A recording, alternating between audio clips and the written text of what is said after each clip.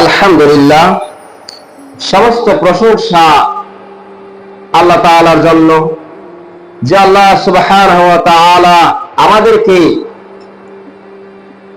বন্যা দুর্যোগ এলাকা থেকে অনেক উন্নত, অনেক ভালো রেখেছেন। এই জন্য আমরা আল্লাহর দরবারে শুকরিয়া আদায় করি, সকলে মিলে আলহামদুলিল্লাহ। আজকে যে অবস্থা, দক্ষিণবঙ্গে কতগুলো মানুষ হা হতাশ করে আছে। তারা আজকে যে শুক্রবার জুমার দিন, এই জুমার দিনটায় যে জুমার নামাজ পড়বে এরকম মনে হয় ব্যবস্থা নেই। তাদের বাড়ি ঘর সবগুলো তলিয়ে গেছে, নিচে চলে গেছে বন্যার পানি দিয়ে। ভারত সরকার এমন ভাবে বন্যা সুইচ গেট খুলে দিয়েছে, কতগুলো মানুষ ঘুমন্ত অবস্থা আছে, ঘুমের অবস্থায় তারা বন্যার পানি পেয়ে কতগুলো জীবন চলে গেছে তা হিসাব এখনো পাওয়া যায় না। তাই আমরা অনেক সুখে আছি, অনেক ভালো আছি। এজন্য আমরা আবারও আল্লাহর কাছে শুকরিয়া করি, সকলে মিলে আলহামদুলিল্লাহ। তাদের জন্য আমরা দোয়া পাঠ করি, তারা যাতে ধৈর্য ধারণ করে, তারা যাতে সুস্থ থাকে। আল্লাহ রাব্বুল আলামিন তাদেরকে সুস্থ রাখুন, সকলে বলি আল্লাহুম্মা আমিন। দরুদ সালাম বর্ষিত হোক রাসূলের প্রতি সাল্লাল্লাহু আলাইহি ওয়াসাল্লাম। সম্মানিত উপস্থিতি, আমি আপনাদের সামনে কুরআনুল কারীমের সূরা ফুসসিলাতের 33 নম্বর আয়াত পাঠ করেছি, আর বুখারী শরীফের একটি হাদিস পাঠ করেছি। আল্লাহ রাব্বুল আলামিন যদি তৌফিক দান করেন, উক্ত কোরআনের আয়াত তার সঙ্গে হাদিসের উপর কিছু কথা বলে আমার বক্তব্য শেষ করব ইনশাআল্লাহ। সম্মানিত উপস্থিতি, আমার আজকে আলোচনার বিষয়বস্তু হচ্ছে দাওয়াতের ক্ষেত্র ও আধুনিক মাধ্যম সমূহ। আবার বলছি, আজকে আমার আলোচনার বিষয় হচ্ছে দাওয়াতের ক্ষেত্র ও আধুনিক মাধ্যম সমূহ।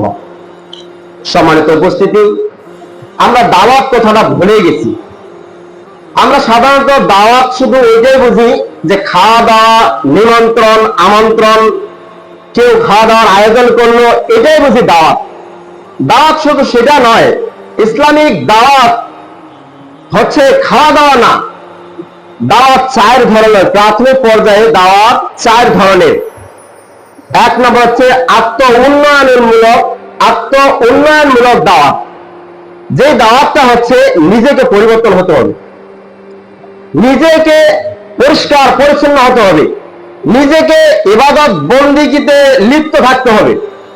আমি যদি নিজেই ঠিক থাকি তাহলে আমার দেখায় আমি মানুষকে বলতে পারবো, দাওয়াত দিতে পারবো ইসলামিক দাওয়াত। আমার মধ্যে যদি ভুল থাকে আর আমি মানুষকে বলে বেড়াচ্ছি যে এই জিনিসটা এটা করেন, তারপরে যদি ওই মানুষটা বলে তোমার কাছেই তো এই জিনিসটা নাই, তাহলে ওই সময় আমাদেরকে ধোঁকা খেতে হবে, ধরা খেতে হবে, মান সম্মানহীন হবে। তাই আমাদের প্রাথমিক যেটা দাওয়াতের কার্যকলাপ সেটা চারটা। সেটা হচ্ছে, প্রথমটা হচ্ছে, এক নম্বরটা যেটা হচ্ছে সেটা হচ্ছে আত্ম উন্নয়নমূলক। মানে আমার নিজের জীবনটাকে উন্নয়ন করব, নিজের আমলগুলোকে পরিষ্কার পরিচ্ছন্ন পরিশুদ্ধ করার জন্য চেষ্টা করব, নিজে আমল করব। যখন আমি নিজে বাস্তবায়ন করতেছি, তারপরে আমি অপরকে দাওয়াত দেব। আমি যদি নিজে কালিমাটা না বুঝতে পারি, আরেকজনকে কালিমাটা কিভাবে দাওয়াত দেব? আমি লা ইলাহা ইল্লাল্লাহর মানেটা যদি না বুঝতে পারি, আরেকজনকে কিভাবে বোঝাবো? সম্মানিত উপস্থিতি, অনেক মানুষ, অনেক দুনিয়ার মুসলমান ভাইরা আছেন, তারা বিভিন্ন পর্যায়ে দাওয়াতের কার্যক্রম চালু রেখেছেন আলহামদুলিল্লাহ।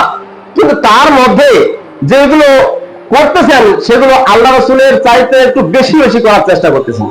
তা নয়, আগে নিজে সংশোধন হই, তারপরে নিজে সংশোধন হওয়ার পর পরিবারের উপর আমরা একটু চেষ্টা করি।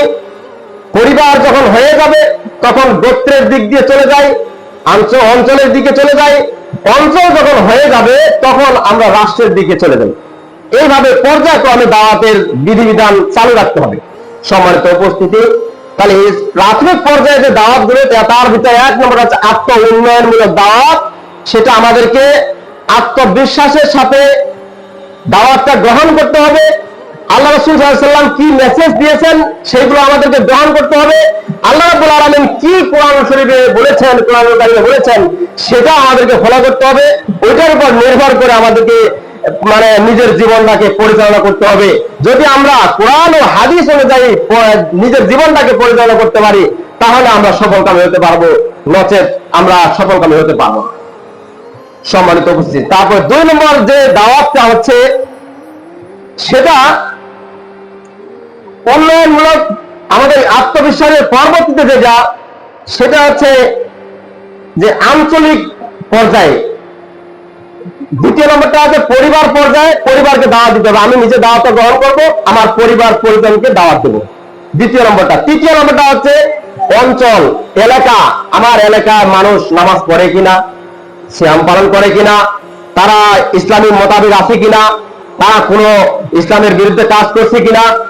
যদি কেউ ভুল করে পড়েও ফেলে, তাকে সংশোধনের দিক দিয়ে নিয়ে আসতে হবে। এটা দাওয়াত আমাদেরকে দিতে হবে।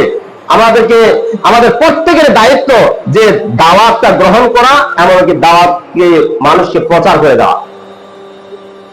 4 নম্বরটা হচ্ছে রাষ্ট্রের দিক দিয়ে, সেটা হচ্ছে ওটা আমরা খুব সহজে যাইতে পারি না, কিন্তু আল্লাহ রাসূল সাল্লাল্লাহু আলাইহি ওয়াসাল্লাম ছোট বড় ধনী গরিব সমস্ত মানুষকে দাওয়াত দিতেন। পৃথিবীতে আল্লাহ রাব্বুল আলামিন তার কালিমাকে সমুন্নত করার জন্য দাওয়াতের কোনো বিকল্প নেই। দাওয়াত আমাদের দিতেই হবে, দাওয়াত গ্রহণ করতেই হবে।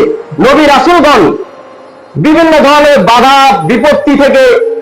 বিপত্তিকে উপেক্ষা করে ইসলামের দাওয়াত জারি রেখেছিলেন, কোনো সময়ের জন্য বন্ধ রাখেননি। আল্লাহ রাসূল সাল্লাল্লাহু আলাইহি সাল্লাম যখন দাওয়াত দিতে যাইতেন এক বাজারে, জুল মালাস নামক একটা বাজার আছে, সেই বাজারে আল্লাহ রাসূল সাল্লাল্লাহু আলাইহি সাল্লাম কালিমার দাওয়াত দিতে গিয়েছিলেন। যখন এই কালিমার দাওয়াত দিবেন, সমস্ত মানুষকে একত্রিত করা হয় বাজারে। আল্লাহ রাসূল সাল্লাল্লাহু আলাইহি ওয়াসাল্লাম একত্রিত করতেন আর বলতেন, ইয়া আইয়ুহান নাস, হে মানুষ সকল, হে মানুষেরা, কুনু, তোমরা বলো, লা ইলাহা ইল্লাল্লাহ, আল্লাহ ছাড়া কোনো মাবুদ নেই, এটা বলো। যদি এটা বলা হয়, যদি এটা মনে প্রাণে বিশ্বাস করে বলা হয়, তাহলে কি হবে? তুফলিহু, তাহলে তোমরা সফলকামী হবে। সফলকামী বলতে এখানে জান্নাতে যাওয়ার একটা রাস্তা হবে।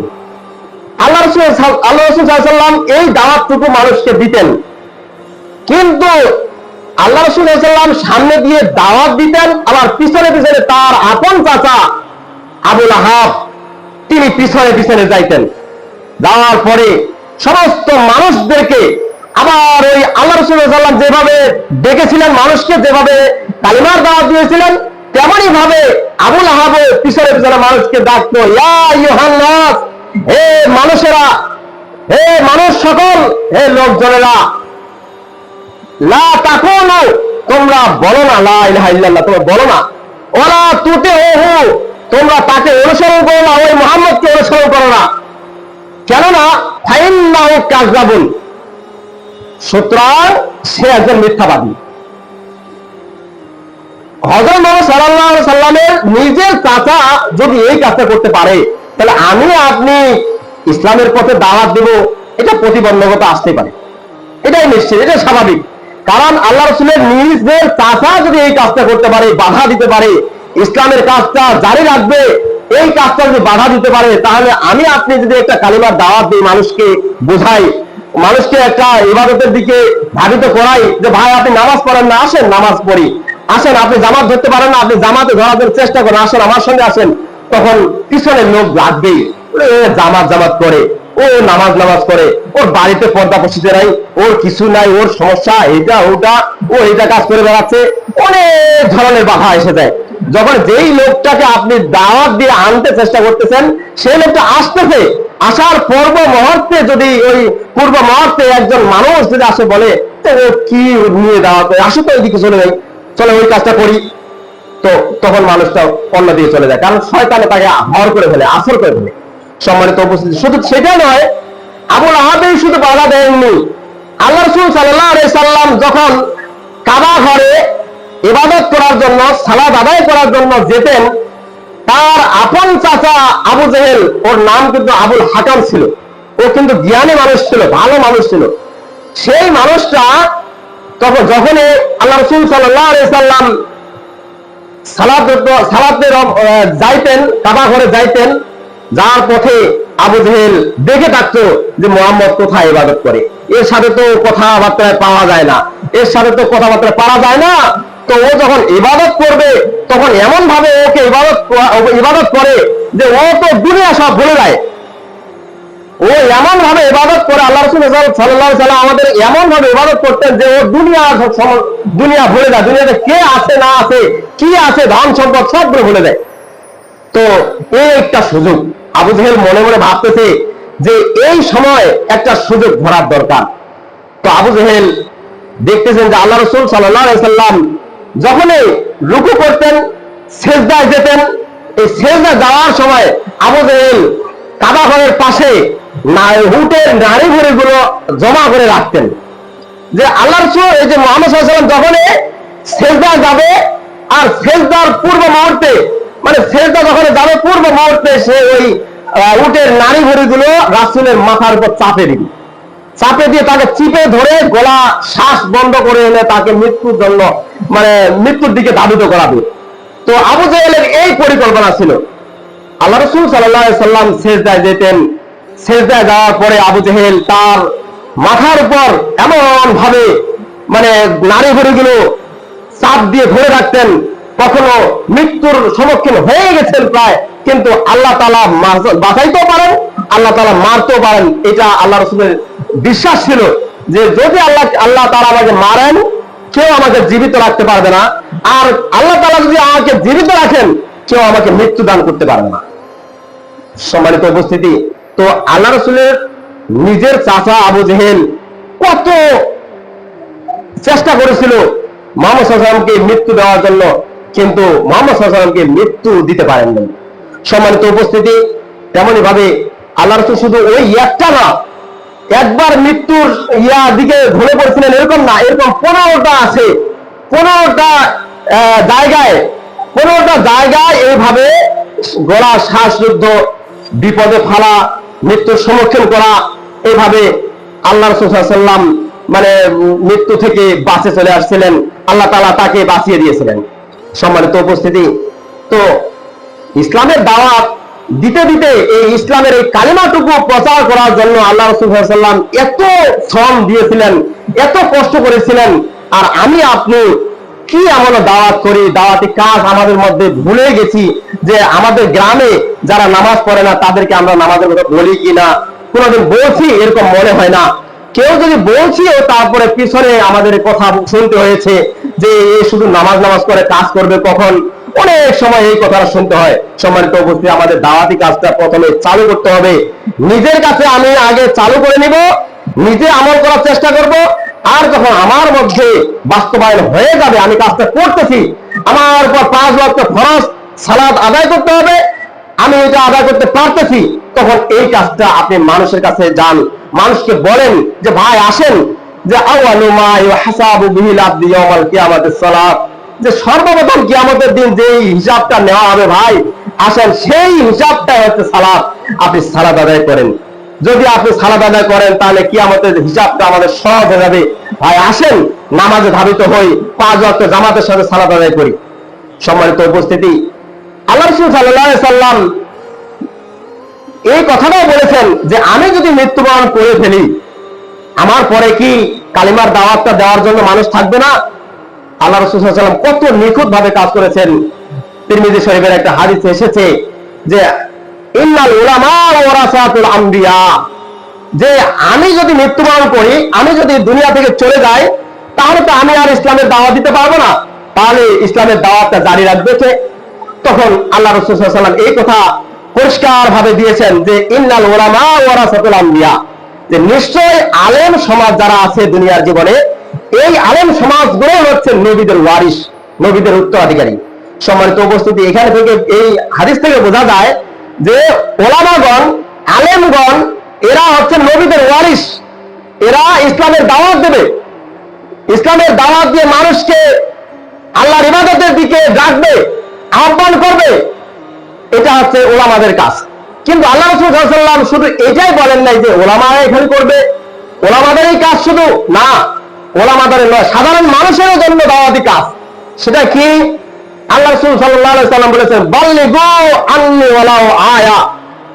হে নবী, আল্লাহ রাসূল সাল্লাল্লাহু আলাইহি ওয়াসাল্লাম বলেছেন যে তোমরা আমার পক্ষ থেকে, এখানে তোমরা ব্যবহার করা হয়েছে, বাল্লিগু, তোমরা পৌঁছায় দাও। এখানে তোমরা, এখানে আলেম সমাজকে বলা হয়নি, এখানে আলেম সমাজকে নির্দিষ্ট করে, ওলামা নির্দিষ্ট করে বলা হয় নাই। এখানে আল্লাহ রাসূল সাল্লাল্লাহু আলাইহি ওয়াসাল্লাম বাল্লিগু, তোমরা পৌঁছে দাও, আন্নী ওয়ালাউ আয়া, আমার পক্ষ থেকে যদি একটা কথা জানা থাকে ওই কথাটা তোমরা মানুষের কাছে প্রচার করে দাও, পৌঁছায় দাও। ওয়াহাদিসু আন বানি ইসরাঈলা ওয়ালা হারাস। আর এই দাওয়াতি কাজে যদি কোনো উদাহরণ পেশ করতে হয়, যদি কোনো কথা বানি ইসরাইলের কাছ থেকে, বানি ইসরাইলের কোনো কাহিনী যোগ করতে হয়, তাহলে তোমরা বানি ইসরাইলের কাহিনী বলতে কোনো তোমাদের দোষ নেই। বানি ইসরাইলের কতগুলো উদ্ধৃতি আছে, কতগুলো উদাহরণ আছে, কোরআনুল কারিমে উল্লেখ করা আছে। এইগুলো থেকেও যদি কোনো কাহিনী পরিষ্কার করে ওই কথাগুলো বলতে হয়, ইসলামিক দাওয়াত দিতে গিয়ে যদি ওই কথাটাও বলতে হয়, তাহলে বানি ইসরাইলের কাহিনী বলতেও পারো। ওয়ামান কাযাবা আলাইয়া মুতাআম্মিদান ফালইয়াতাবাওয়া মাকাদাহু মিনান নার। আর যে ব্যক্তি এই কালিমার দাওয়াত দিতে গিয়ে আমার উপর মিথ্যারোপ করলো, আমি যেটা বলি নাই সেই কথাটাও মানুষকে প্রচার করে দিল, আমি যেটা করতে নিষেধ করেছি সেটাও সুবিধার জন্য বলে ফেললো, মানুষকে প্রচার করে দিল যেটা মিথ্যা, যেটা মিথ্যা কথা, যেটা আমি নবী বলি নাই সেই কথাটাও যদি কেউ চালিয়ে দেয়, তাহলে মাকাদাহু মিনান নার, সে তার স্থানটা জাহান্নামে করে নিল। সম্মানিত উপস্থিতি, এই হাদিস থেকে বোঝা যায় যে আমরা যেইটুকু জিনিস, যেইটুকু দাওয়াত মানুষকে প্রচার করে দেব, যদি আমরা নামাজের জন্য কথাটা বলি, তাহলে আমাদের আয়াত জানতে হবে। এক কথায় আমাদেরকে সঠিক জিনিসটা জানতে হবে যে আকিমুস সালাত, আল্লাহ রাব্বুল আলামিন 82 জায়গায় কোরআনে কারিমে সালাতের কথা বলেছেন। ওয়া আতুজ যাকাত, যাকাত সম্পর্কে বলবেন, যাকাত সম্পর্কে রেফারেন্স জানতে হবে। আপনি কোরআনের আয়াত জানেন না, কোরআন পড়তে পারেন না, আপনি একটা দাওয়াত দিয়ে বসে থাকলেন যেটা আপনি কোরআনে শুনেন নাই, কিন্তু ইসলামিক পর্যায়ে চালিয়ে দিয়ে দিলেন। এই চালিয়ে দেওয়াটা এটা আছে মিথ্যাবাদী, মিথ্যা কথা বলা। যে মিথ্যাবাদী হওয়ার জন্য কতটুকু যথেষ্ট, যে শুনেছে মানুষের কাছে প্রচার, যে শুনলো সেটা আবার মানুষের কাছে প্রচার করে দিয়ে দিল। ওটা শোনা কথাটা, যে শোনা কথাটা যে কতটা সত্য কতটা মিথ্যা, সে যাচাই বাছাই না করে এনে মানুষের কাছে প্রচার করে দিল, এটা মিথ্যাবাদী। কিন্তু যে জানলো, কোরআন হাদিস পড়লো, বুঝলো, বুঝে চেষ্টা করলো, আমি নিজে আমল করতেছি, নিজে আমল করার জন্য চেষ্টা করতেছি, পরিবারকে আমল করার জন্য চেষ্টা করাচ্ছি, এরপরে মানুষের কাছে যদি আমি প্রচার করে দেই, তাহলে এটা যা আমরা প্রতিদান আমরা পেয়ে যাব কাল কিয়ামতের ময়দানে। সম্মানিত উপস্থিতি, তাহলে দাওয়াতি কাজটা শুধু নবীদের না, দাওয়াতি কাজটা নবীদের পরে ওলামাদের, আলেমদের শুধু যে দাওয়াতি কাজ করতে হবে, তারা হুজুর হয়েছে, ওরা শুধু ইসলামিক পর্যায়ে দাওয়াত দিতে থাকবে, এটা নয়। প্রত্যেকটা মানুষের উপর দাওয়াত অপরিহার্য। প্রত্যেকটা মানুষ যাতে দাওয়াতি কাজ করতে পারে সেই কাজটাও আল্লাহ রাসূল সাল্লাল্লাহু আলাইহি ওয়াসাল্লাম পরিষ্কার করে দিয়েছেন যে বাল্লিগু আন্নী ওয়ালাউ আয়া। আমার পক্ষ থেকে তোমার যদি একটা কথা জানা থাকে, আমরা প্রতি শুক্রবারে কত কথা জানতেছি, কত কথা শুনতেছি, কত কথা আমরা মাথার ভিতরে রাখতেছি, এই কথার উপর আজকে যেটা শুনতেছি, এই কথাটা যদি মানুষকে বলতে পারি, তাহলে আমরা সফলকামী হতে পারবো। আর যদি এই কথা শোনায় শেষ, শোনা থেকে বাড়ি পর্যন্ত পৌঁছতে পারি না, তার আগে আমার কথা শেষ হয়ে গেল, তাহলে এটা দাওয়াত গ্রহণ করা হলো না। শোনা না শোনা দুইটাই সমান হয়ে গেল। এক কথা সামে না কত আনা, শুনলাম মেনে নিলাম, তাহলে আমরা ইমানদারের পরিচয় দিতে পারবো। আর আমরা যদি শুনলাম মানে নিলাম না, শুনলাম কিছু অনুধাবন করতে পারলাম না, অনুসরণ করতে পারলাম না, কি শুনলাম কি না শুনলাম, ওই প্রতিদিনে আমরা প্রতিটা শুক্রবারে মানুষ মসজিদে আসতেছে, আমিও আসতেছি, আবার কেউ মসজিদে আসে ঘুমাচ্ছে, আমিও ঘুমাচ্ছি, এরকম করে যদি আপনারা চলে যান, ওই আশা আর যাওয়া দুইটাই সমান হয়ে যাবে। সম্মানিত উপস্থিতি, তাই যতটুকু আমরা শুনবো ততটুকু নিজে আমল করার জন্য চেষ্টা করব। যতটুকু আমরা শুনছি ততটুকু আমরা চেষ্টা করব, বেশি বাড়াবাড়ি করার চেষ্টা করব না।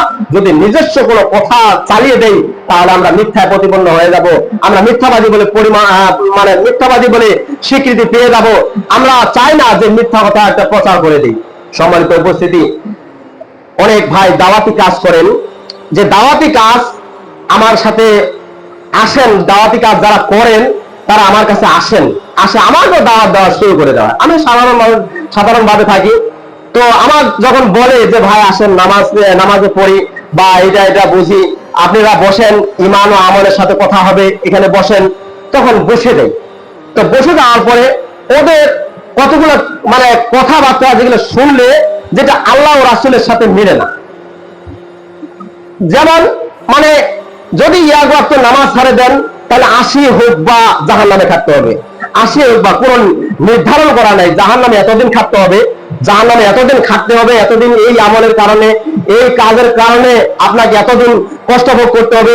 যেখানে দিন নির্ণয় করা আছে, দিক নির্দেশ একবারে দিন নির্ধারিত করা আছে, ওটা কোনো ইবাদত না। আল্লাহ রাব্বুল আলামিন এরকম প্রমাণ দেননি, পরিষ্কার ভাবে আল্লাহ রাসূল বলেননি যে তোমাকে এই আজকে একটা জেনার কাজ করেছো, তোমাকে 50 বছর তোমাকে জেলখানা থাকতে হবে, ওই কারাগারে বা আযাবের জায়গা থাকতে হবে, এরকম কোনো প্রমাণ নেই।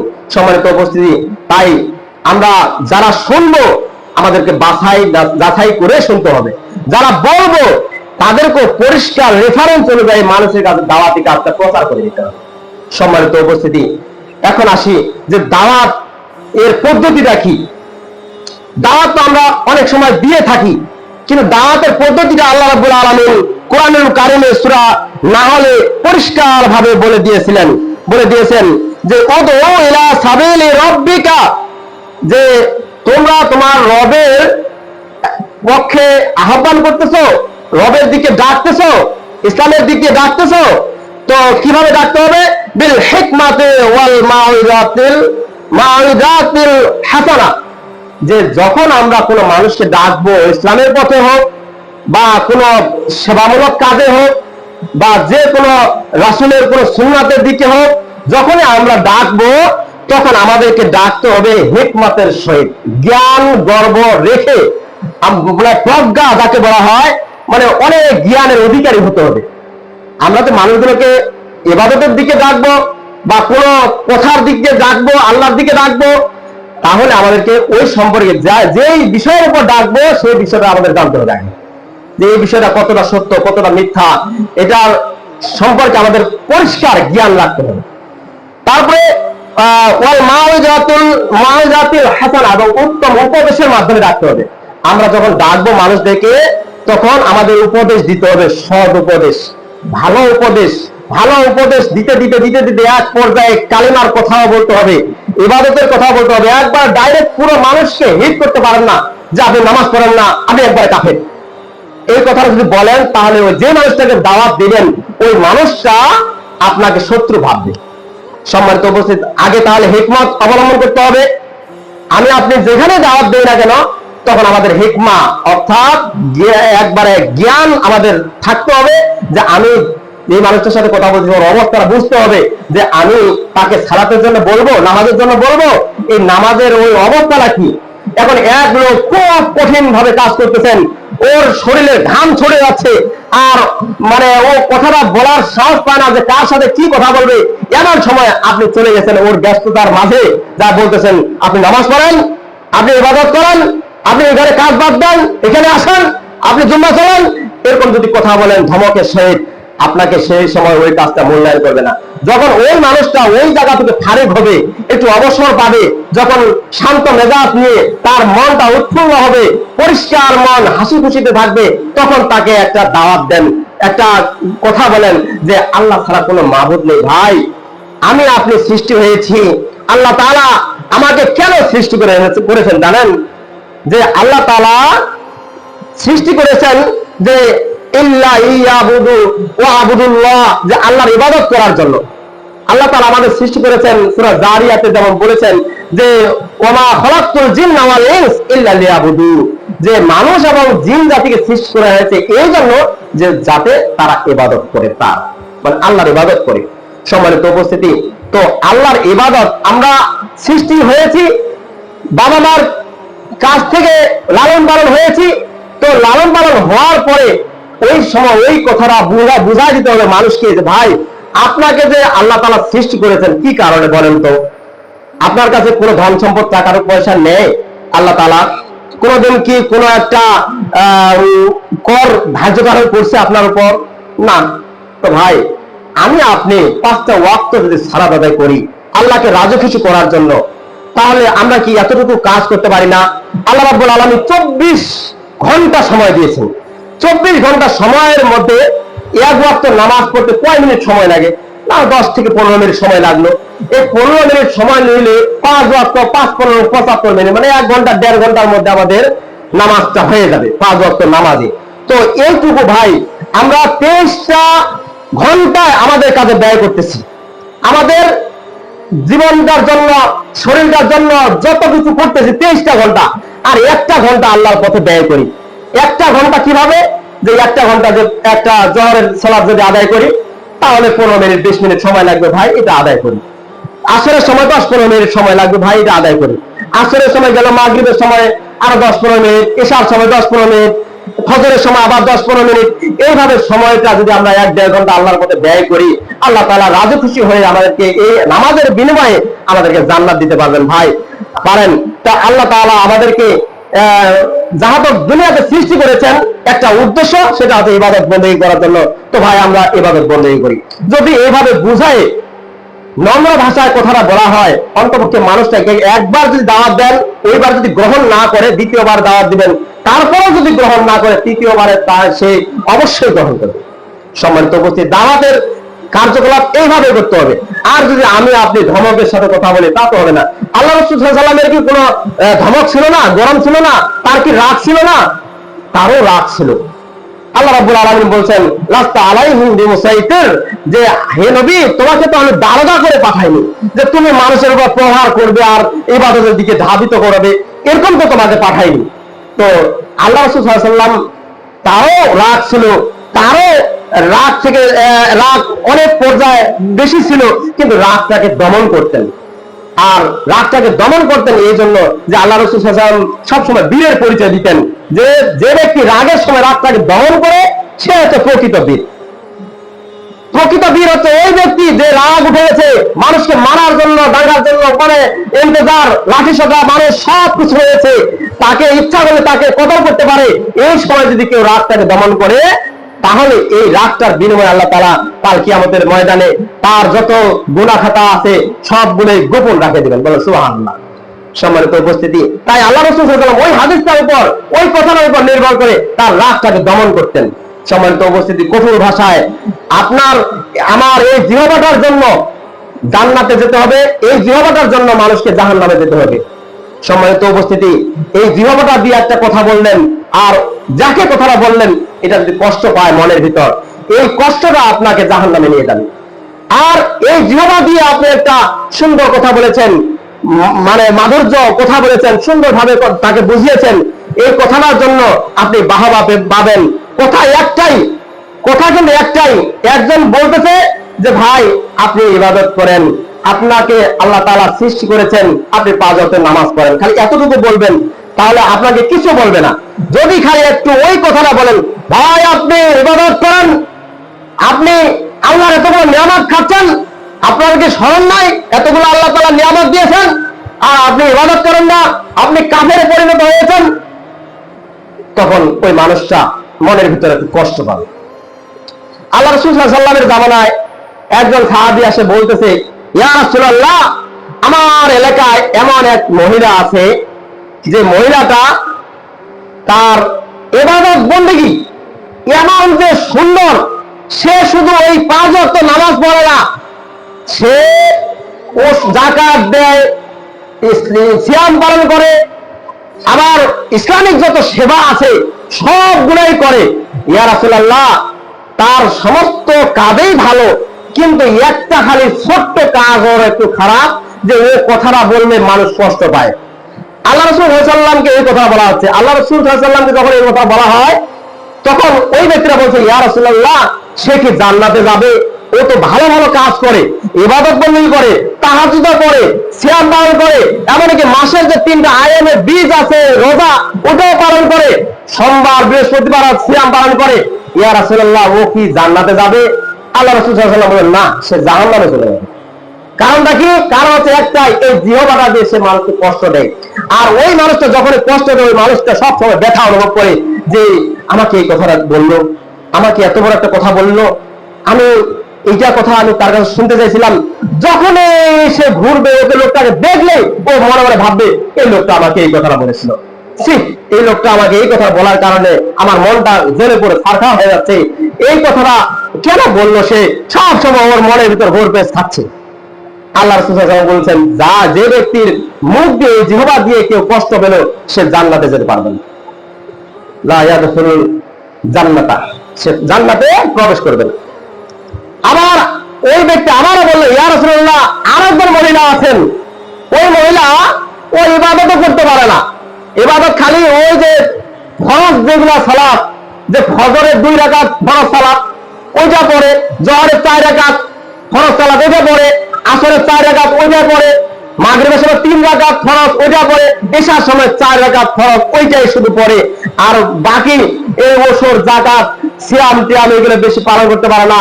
আর ওই যে মাসে যে এই রমজান মাসে একটা সিয়ামের ব্যবস্থা, 1 মাস ব্যাপী সিয়াম পালন করতে হবে, সেটা পালন করে। ইয়া রাসূলুল্লাহ সে এমন ভাবে ওগুলা আদায় করে, কম কম করে হেরে, ইয়া রাসূলুল্লাহ ওর একটাই সমস্যা, যে একটাই ভালো দিক আছে, ওর সমস্যা ওইগুলা সমাধান বলতে কি তার ইবাদত ভালো মতো হয় না, তো একটা ভালো দিক আছে ইয়া রাসূলুল্লাহ, সেটা কি? ও জিহ্বা দিয়ে মানুষকে, এই মুখ দিয়ে মানুষকে কষ্ট দিত না। ইয়া রাসূলুল্লাহ সে কি জান্নাতে যাবে? আল্লাহ রাসূল বলেন হ্যাঁ, সে জান্নাতে চলে যাবে। সম্মানিত উপস্থিতি, তাহলে এই মুখ দিয়ে মানুষকে কষ্ট দেওয়া যাবে না। মুখ দিয়ে মানুষকে যতটুকু কথা বলবো, ভালো কথা বলার চেষ্টা করব, নরম ভাষায় কথা বলার চেষ্টা করব, ভাষা শিখবো যে এই ভাষাটা এইভাবে বললে মানুষটা কষ্ট পাবে না, আর এইভাবে কথাটা বললে মানুষ কষ্ট পাবে। কতগুলো মানুষ আছে যে কণ্ঠটাই তার মোটা, যখন কথা বলতো তার কণ্ঠটা এমন মোটা, দোড্ডের মোটা, খালি কথাটা বললে ধাওয়া করে বাজে। মানুষ ভাবে যে এই মানুষটা কেমন মানুষ, এত জোরে জোরে কথা বলতেছে। আর আমরা যারা সাধারণত মানুষ জানি যে এই মানুষটা কণ্ঠটা মোটা, আমরা কিন্তু কষ্ট অনুভব করবো না। কিন্তু দূর থেকে, বাইরে থেকে যদি মানুষ আসে আর ওই মোটা কণ্ঠে কথাটা বলে, আসসালামু আলাইকুম, আপনারা কেমন আছেন, তখন ওই মানুষটা বলবে কেমন মানুষ যে এত মোটা কণ্ঠে অহংকার করে কথা বলতেছে, তো এটা মানুষ ভালো না মনে হয়, সমাজে এটা কেমন মানুষ, এটা মনে হয় যে মানুষটা সিসি, এটা মানুষ পছন্দ করে না মনে হয়। অবশ্যই এই কথাটা মনের ভিতরে আসবে, কিন্তু না, বুঝতে হবে যে ওর কণ্ঠটা কেমন। শুধু সমস্ত মানুষকে দোষারোপ করা এটা ঠিক না। আসল কথা আমাদেরকে বুঝতে হবে যে মানুষটা কোন অবস্থা আছে। আমি যাকে কথা বলবো, যাকে আমি মেসেজ দেব, যাকে আমি দাওয়াত দেব ইসলামের, তার অবস্থাটা বুঝতে হবে। আর যে দাওয়াত দিচ্ছে তাকেও মানে মনের একটা ইয়াজ আছে, মনের যে একটা আনন্দ আছে, তাকে উৎফুল্ল করতে হবে, তাকে যেভাবে হোক মন জয় করে নিয়ে আসতে হবে। তাহলে ওই মানুষটা ইবাদতের দিকে ধাবিত হবে, আর না হলে ধাবিত হবে না। কারণ আল্লাহ রাসূল সাল্লাল্লাহু আলাইহি ওয়াসাল্লাম নরম মানুষের ছিলেন, নরম মন মানুষের নিয়ে ঘুরতেন। আল্লাহ রাসূলের আদর্শ মোতাবেক যদি আমরা চলতে পারি, তাহলে আমাদের এই কালেও ভালো, পরকালেও আমাদের জন্য ভালো অপেক্ষা করতেছে। আর যদি আল্লাহ রাসূলের অনুসরণ করে, আল্লাহ রাসূলের আদর্শ মোতাবেক যদি আমরা না চলতে পারি, তাহলে এই কালেও আমাদের জন্য মন্দ, পরকালেও আমরা অপদস্থ, অপমানিত হব। সম্মানিত উপস্থিতি, আমরা এদিকে লক্ষ্য রাখবো, যাদেরকে যতটুকু কথা বলা হবে ততটুকু কথা যাতে সুন্দরভাবে মাধুর্য ভাষায় কথাটা বলা হয়। মানুষকে কষ্ট দিয়ে আমরা কোনো সময় যেন কথা বলবো না। আল্লাহ তাআলা আমাদেরকে এই মানুষকে কষ্ট দেওয়া থেকে হেফাজত করুন, দূরে রাখুন, সকলে বলে আল্লাহুম্মা আমিন। সম্মানিত উপস্থিতি, তাই আল্লাহ রাসূল সাল্লাল্লাহু আলাইহি সাল্লাম, আল্লাহ রাব্বুল আলামিন কোরআনুল কারিমে পরিষ্কার ভাবে বলেছেন যে যখন মানুষের কাছে কোনো কিছু দাওয়াত দেওয়া হয়, কোনো ইসলামিক পর্যায়ে হোক বা রাসূলের কোনো হাদিসের অনুযায়ী হোক, আল্লাহর পথে হোক, যেভাবে হোক, যেইটাই দাওয়াত দেওয়া হোক না কেন, সেটা দাওয়াত দিতে হবে বিল হিকমাতি ওয়াল মাওয়াইজাতিল হাসানা, উত্তম আদর্শ দিয়ে, উত্তম উপদেশ দিয়ে, এবং কি জ্ঞানের সহিত মানে জ্ঞান গর্ব নিয়ে তাকে দাওয়াতটা দিতে হবে, তাহলে দাওয়াতটা গ্রহণ করবেন। ওয়াজাদিলহু বিল্লাতি ফি আহসানু ইন্না আ'লামু বিল মুহতাদিন। যে আল্লাহ রাব্বুল আলামিন এটাও বলেছেন যে যারা নিশ্চয়ই আল্লাহ রাব্বুল আলামিন এটাও জানেন যে কোন মানুষটা কার মাধ্যমে দাওয়াত গ্রহণ করবে, কে সঠিক পথে থাকবে, আর কে সুপথ পাবে আর কে সুপথ পাবে না, এটা আল্লাহ রাব্বুল আলামিন জানেন। সম্মানিত উপস্থিতি, আমাদের কাজটা হচ্ছে মানুষকে পৌঁছায় দেওয়া। আপনি একটা কাজ জানেন যে আপনি অজু করতে জানেন পরিষ্কার ভাবে, আপনি অজুর জিনিসগুলো অঙ্গ প্রত্যঙ্গ গুলো আপনি জানিয়ে দেন। আপনি তায়াম্মুম করতে পারেন, আপনি একটা বয়স্ক মানুষকে তায়াম্মুম শিক্ষা দেন। যখন আপনি শিক্ষা দিবেন, এই শিক্ষা দেওয়াটা আপনার কাজ, আপনি শিক্ষা দিলেন, কিন্তু এর মধ্যে কেউ হয়তো হেদায়েত পাবে আর কেউ হয়তো হেদায়েত পাবে না, কেউ হয়তো বুঝতে পারবে আল্লাহ রাসূলের হাদিসটা, কেউ হয়তো বুঝতে পারবে না, কারো হয়তো দাওয়াত দিতে হয়তো কিছু ভুল ত্রুটি থাকতে পারে, হয়তো সে গ্রহণ করবে না।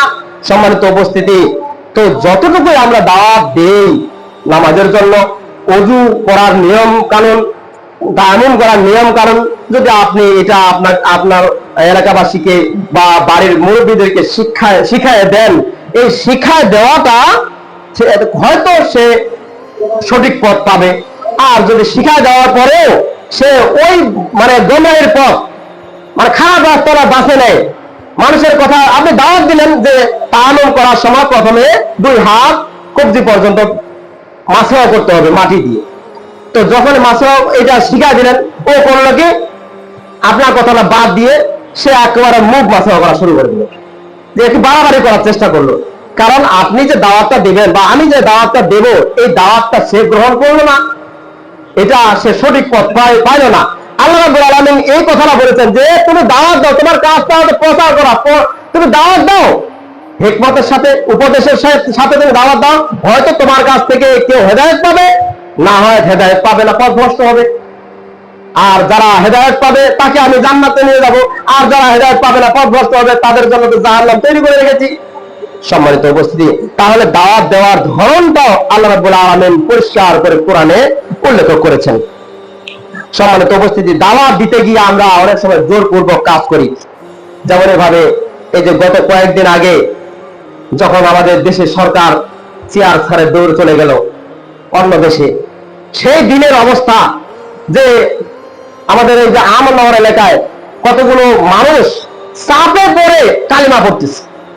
ওই বট গাছটা যে আছে, বট গাছটার এখানে কয়েকটা হুজুর আছে, এটা দাঁড়াইছে, আর এই কতগুলো মানুষ দাঁড়ায় এখানে বলতেছে আমাদের বাড়িঘর পুড়েন না ভাই, আমাদের বাড়িঘর পুড়ে দেন না, আমাদের ধ্বংস করেন না ভাই, আমাদের কিচ্ছু না, আমরা গরিব মানুষ, আপনারা ইয়ে করেন না, আমরা কালিমা পড়তেছি, লা ইলাহা ইল্লাল্লাহ বলতেছি ভাই, আমরা তো মুসলমানে ছিলাম, আমরা আবারও মুসলমানের দিকে ফিরে আসতেছি।